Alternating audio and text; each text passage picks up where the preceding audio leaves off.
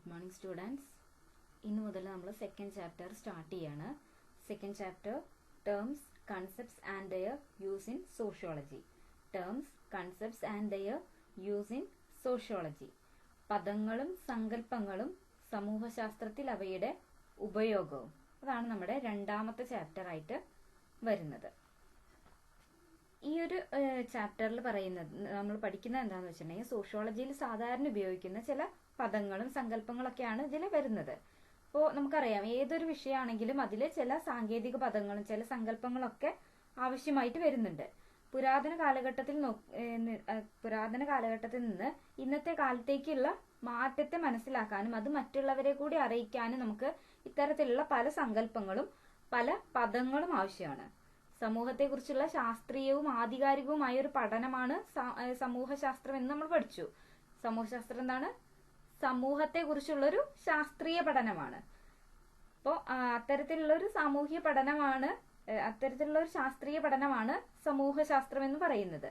സമൂഹത്തെക്കുറിച്ചുള്ള നമ്മുടെ പൊതുവായ അറിവുകൾ സാമാന്യ ബോധത്തിൽ നിന്നുണ്ടാകുന്ന ഒന്നാണ്.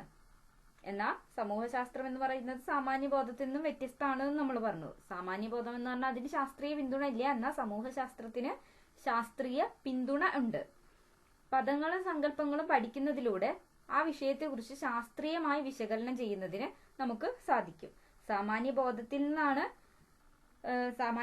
നിന്നുണ്ടാകുന്ന പൊതു അറിവാണ് നമ്മൾ സമൂഹശാസ്ത്രത്തിൽ പ്രയോഗിക്കുന്നത്. എന്നാൽ അത് ആ സാമാന്യ ബോധത്തിലെ ശാസ്ത്രീയ വശം കൂടി ആക്കണമെങ്കിൽ, അത് ഒന്നുകൂടി ശാസ്ത്രീയമാക്കണമെങ്കിൽ എന്ത് വേണം? ഇത്തരത്തിലുള്ള പല പദങ്ങളും സങ്കല്പങ്ങളും നമ്മൾ ഉപയോഗിക്കേണ്ടതായി വരുന്നുണ്ട്. സമൂഹശാസ്ത്രത്തിൽ നമ്മൾ ഉപയോഗിക്കുന്ന ഇത്തരം പദങ്ങളും സങ്കല്പങ്ങളും എല്ലാം യാഥാർത്ഥ്യങ്ങൾ മനസ്സിലാക്കുന്നതിനുള്ള ഉപകരണങ്ങളായാണ് മാറുന്നത്. ഈ ഒരു ചാപ്റ്ററിൽ നമ്മൾ ആദ്യമായി പരിചയപ്പെടുത്തുന്നത് സോഷ്യൽ ഗ്രൂപ്പ്, സാമൂഹ്യ സംഘങ്ങൾ എന്നാൽ എന്താണ് എന്നതാണ് നമ്മൾ ആദ്യം ഇതിൽ പഠിക്കുന്നത്. അപ്പൊ നമുക്ക് എന്താണ് സാമൂഹ്യ സംഘങ്ങൾ, അത് എങ്ങനെ സമൂഹവുമായി ബന്ധപ്പെട്ടിരിക്കുന്നു എന്നുള്ളത് നോക്കാം.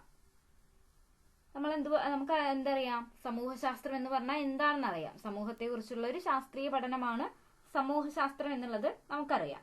മറ്റുള്ള മനുഷ്യരുമായി ബന്ധമില്ലാതെ ഒരു മനുഷ്യനും ഇന്ന് ജീവിക്കാനായിട്ട് കഴിയില്ല. കാരണം എന്താ? മനുഷ്യൻ എന്ന് പറഞ്ഞ ഒരു സാമൂഹ്യ ജീവിയാണ്. അതുകൊണ്ട് തന്നെ മനുഷ്യന് ഇന്ന് ജീവിക്കണമെങ്കിൽ എന്ത് വേണം? മറ്റുള്ളവരുമായിട്ട് ഇന്ററാക്ട് ചെയ്യണം, ഒരു കമ്മ്യൂണിക്കേഷൻ ഉണ്ടായിരിക്കണം.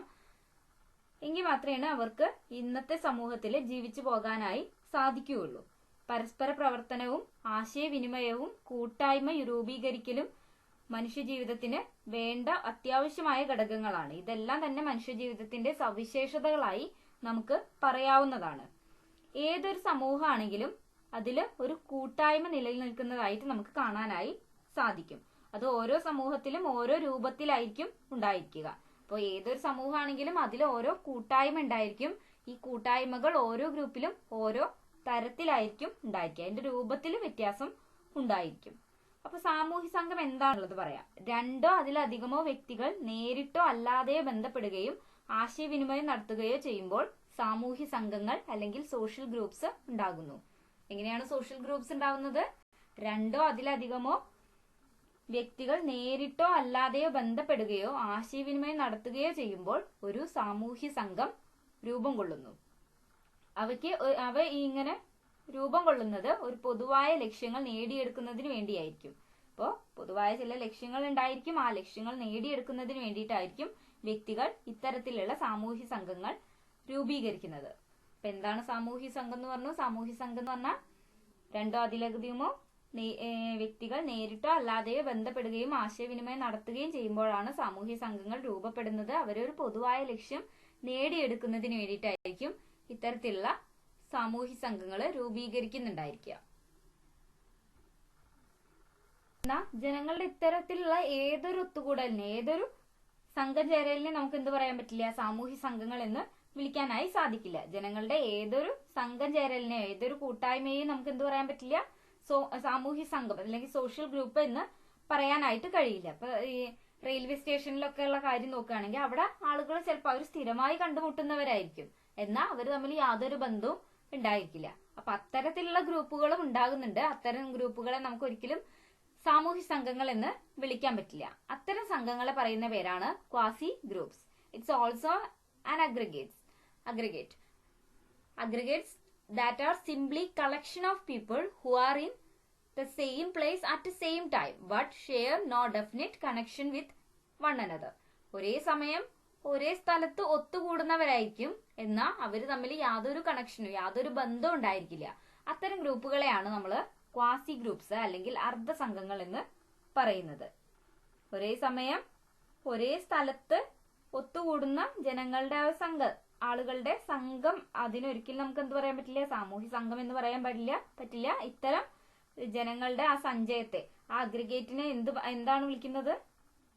അർദ്ധ സംഘങ്ങൾ എന്നാണ് വിളിക്കുന്നത്. ഇതിലെ അംഗങ്ങൾ തമ്മിൽ യാതൊരു പരസ്പര ബന്ധവും ഉണ്ടായിരിക്കില്ല.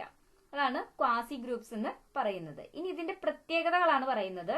ഒന്നാമത്തെ, quasi groups is an aggregate or combination. ഇതൊരു ജനസഞ്ചയമാണ്. And second one, which lacks structure or organisation. ഇതിന് പ്രത്യേക ഘടനയോ സംഘടനയോ ഒന്നും തന്നെ ഉണ്ടായിരിക്കില്ല. പിന്നെ പറയുന്നത്, ഇതിലെ അംഗങ്ങളിൽ ഭൂരിഭാഗം പേരും ഒന്നിച്ചു ചേരലിനെ കുറിച്ച് യാതൊരു അറിവും ഉണ്ടായിരിക്കില്ല. അവർ എന്തിനാണ് ഒന്നിച്ചു കൂടിയത്, അല്ലെങ്കിൽ ആ അംഗങ്ങൾ തമ്മിൽ തന്നെ പരസ്പരം യാതൊരു ബന്ധവും ഉണ്ടായിരിക്കില്ല. നമുക്ക് ഒരു റെയിൽവേ സ്റ്റേഷനിൽ പലതരത്തിലുള്ള ആളുകൾ വരുന്നുണ്ടായിരിക്കും. എല്ലാവരും ആരൊക്കെയാണ് അല്ലെങ്കിൽ എവിടേക്കാണ് അവർ പോകുന്നത്, അങ്ങനെയുള്ള യാതൊരു കാര്യവും ഇതിൽ പലർക്കും അറിയുന്നുണ്ടായിരിക്കില്ല. അപ്പോൾ whose members may be unaware or less aware. അവർ തമ്മിൽ യാതൊരു ബന്ധവും ഉണ്ടായിരിക്കില്ല. അവര് എന്താണ് അവരുടെ ലക്ഷ്യം എന്നതിനെ കുറിച്ച് പരസ്പരം യാതൊരു ബോധവും ഉണ്ടായിരിക്കില്ല. അതാണ് മറ്റൊരു പ്രത്യേകത എന്ന് പറയുന്നത്. പിന്നെ ഇതിനൊരു ഉദാഹരണമായിട്ട് പറയുന്നത് സാമൂഹ്യ വർഗങ്ങള്, പദവി സംഘങ്ങള്, പ്രായ സംഘങ്ങൾ, ലിംഗ സംഘങ്ങൾ, ജനക്കൂട്ടം, അതൊക്കെ ഉദാഹരണമായി നമുക്ക് പറയാവുന്നതാണ്. ഇവര് എന്ത് മാത്രമേ ചെയ്യുന്നുള്ളൂ, ചില പ്രത്യേക സാഹചര്യങ്ങള് അവര് ഒത്തുകൂടുന്നു, സംഘങ്ങളായി മാറുന്നു എന്ന് തന്നെയുള്ളൂ. അല്ലാതെ അവർ തമ്മിൽ യാതൊരു ബന്ധവും ഉണ്ടായിരിക്കില്ല. അത്തരത്തിലുള്ള സംഘങ്ങളെ നമുക്ക് ക്വാസി ഗ്രൂപ്പ്സ് എന്ന് പറയാം. ഇതിന് ഉദാഹരണമായിട്ട് പറയുന്നത് റെയിൽവേ സ്റ്റേഷൻ, വിമാനത്താവളം, ബസ് സ്റ്റോപ്പ്, സിനിമാ തിയേറ്റർ, ഇത്തരം സ്ഥലങ്ങളിൽ ഒരേ സമയം ഒത്തുകൂടുന്ന ആളുകൾ. അവരെ എന്ത് പറയാൻ പറ്റില്ല, സാമൂഹ്യ സംഘം എന്ന് പറയാൻ പറ്റില്ല. അവരെ ക്വാസി ഗ്രൂപ്പ്സ് അല്ലെങ്കിൽ അർദ്ധ സംഘം എന്ന് മാത്രമേ നമുക്ക് വിളിക്കാനായി പറ്റുള്ളൂ. നമ്മളിപ്പോ എന്തൊക്കെ പറഞ്ഞു? എന്താണ് സോഷ്യൽ ഗ്രൂപ്പ് എന്ന് പറഞ്ഞു, എന്താണ് ക്വാസി ഗ്രൂപ്പ് എന്ന് പറഞ്ഞു. ഇനി ഈ സോഷ്യൽ ഗ്രൂപ്പ്സിന്റെ, നമ്മൾ ആദ്യം പറഞ്ഞ സോഷ്യൽ ഗ്രൂപ്പ്സിന്റെ, അതായത് രണ്ടോ അതിലധികമോ വ്യക്തികൾ ഒന്നിച്ച് നേരിട്ടോ അല്ലാതെയോ ഒത്തുചേരുന്നതിനെയും ആശയവിനിമയം നടത്തുന്നതിനെയാണ് സോഷ്യൽ ഗ്രൂപ്പ്സ് അല്ലെങ്കിൽ സാമൂഹ്യ സംഘങ്ങൾ എന്ന് പറയുന്നത്. ഇത്തരം സാമൂഹ്യ സംഘങ്ങൾക്ക് പൊതുവായി വരുന്ന ചില സവിശേഷതകളാണ് ഇനി നമ്മൾ പറയുന്നത്. Characteristics of social group. ഒന്നാമത്തെ സവിശേഷതയായിട്ട് പറയുന്നത് persistent interaction to provide continuity. നിരന്തര പരസ്പര പ്രവർത്തനം ഉണ്ടായിരിക്കും ഇവരുടെ ഇടയിൽ. ഈ സോഷ്യൽ ഗ്രൂപ്പിലെ അംഗങ്ങൾക്കിടയിൽ ഒരു നിരന്തര പരസ്പര പ്രവർത്തനം ഉണ്ടായിരിക്കും. അതാണ് ഇതിന്റെ ഒന്നാമത്തെ സവിശേഷത. രണ്ടാമത്തെ കാര്യം, A stable pattern of these interaction. A stable pattern of these interaction. ഈ പരസ്പര പ്രവർത്തനത്തിന്റെ ഒരു സ്ഥിരമായ മാതൃക ഉണ്ടായിരിക്കും. ഒരു സ്റ്റേബിൾ പാറ്റേൺ ഉണ്ടായിരിക്കും ഈ ഒരു പരസ്പര പ്രവർത്തനത്തിന്. അതാണ് രണ്ടാമത്തെ കാര്യമായിട്ട് പറയുന്നത്. മൂന്നാമത്തെ കാര്യം, a sense of belonging to identify with each other. അത് മെമ്പർ, അതായത് ആ സംഘത്തിൽ തന്നെ വരുന്ന മറ്റാളുകളെ തിരിച്ചറിയുന്നുണ്ടായിരിക്കും. ഒരു സംഘബോധം ഉണ്ടായിരിക്കും. സോഷ്യൽ ഗ്രൂപ്പിലെ മെമ്പേഴ്സിന്റെ ഇടയിൽ ഒരു സംഘബോധം ഉണ്ടായിരിക്കും എന്നുള്ളതാണ് മൂന്നാമത്തെ സവിശേഷതയായിട്ട് വരുന്നത്. നാലാമത്തെ കാര്യം, ഷെയർഡ് ഇൻട്രസ്റ്റ്. ഒരു പൊതുവായ താല്പര്യം ഉണ്ടായിരിക്കും ഇവരുടെ ഇടയിൽ. ഇപ്പൊ പൊതുവായ താല്പര്യമുണ്ട്. പിന്നെ acceptance of common norms and values. പൊതു മാനദണ്ഡങ്ങളും മൂല്യങ്ങളും ഇവര് ഫോളോ ചെയ്യുന്നുണ്ടായിരിക്കും. അത് സ്വീകരിക്കാൻ ഇതിലെ ഓരോ അംഗങ്ങളും തയ്യാറായിരിക്കും. അതാണ് സോഷ്യൽ ഗ്രൂപ്പിന്റെ അടുത്തൊരു സവിശേഷതയായിട്ട് പറയുന്നത്. ലാസ്റ്റ് പറയുന്നത് ഡെഫിനിറ്റ് സ്ട്രക്ചർ. ഒരു നിശ്ചിത ഘടന ഉണ്ടായിരിക്കും. അപ്പൊ എന്തൊക്കെയാണ്? ഒന്ന്, നിരന്തര പരസ്പര പ്രവർത്തനം. രണ്ടാമത്തെ കാര്യം എന്ന് പറയുന്നത് ഈ പരസ്പര പ്രവർത്തനത്തിന് ഒരു സുസ്ഥിര മാതൃക ഉണ്ടായിരിക്കും. ആളുകളുടെ ഇടയിൽ സംഘബോധം ഉണ്ടായിരിക്കും. A sense of belonging. മറ്റുള്ളവരും കൂടി ഇതിൽ അംഗങ്ങളാണ് എന്നുള്ളൊരു ബോധമുണ്ടായിരിക്കും. പിന്നെ പറയുന്നത് പൊതു താല്പര്യം, shared interest. Then acceptance of common norms and values. ചില പൊതുവായ മാനദണ്ഡങ്ങളും മൂല്യങ്ങളും ഇവർ സ്വീകരിക്കാൻ തയ്യാറാവും, ഇതിൽ അംഗങ്ങൾ സ്വീകരിക്കാൻ തയ്യാറാകും. ദെൻ ലാസ്റ്റ് ക്യാരക്ടറിസ്റ്റിക്സ് ആയിട്ട് വരുന്നത് എ ഡെഫിനിറ്റ് സ്ട്രക്ചർ, ഒരു നിശ്ചിത ഘടന ഉണ്ടായിരിക്കും. ഇവയാണ് ഒരു സാമൂഹ്യ സംഘത്തിന്റെ പ്രധാന സവിശേഷതകളായിട്ട് വരുന്നത്. അപ്പൊ ഇന്ന് നമ്മൾ എന്തൊക്കെ കാര്യങ്ങൾ പറഞ്ഞു?